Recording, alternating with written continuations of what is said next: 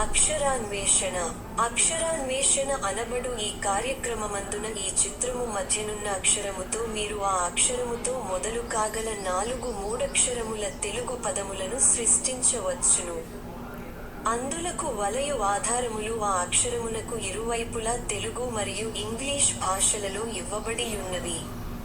వాటి సాయముతో ఉండవలసిన ఆ అక్షరములేమిటో కనుగొని ఆ అక్షరము చుట్టూ నున్న ఖాళీ వలయములందు నింపండి.